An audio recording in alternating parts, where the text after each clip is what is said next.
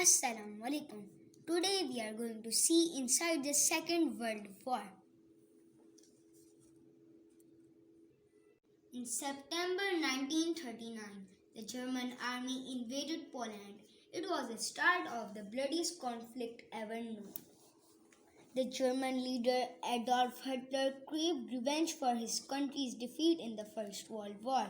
He planned to build a new empire for Germany and to do it by force. Hitler was a leader of extreme racist National Socialist Party known as the Nazis. In Germany, he staged huge rallies and gave rousing speeches to spread national pride. The Nazis adopted the swastika, an ancient religious symbol, as their flag.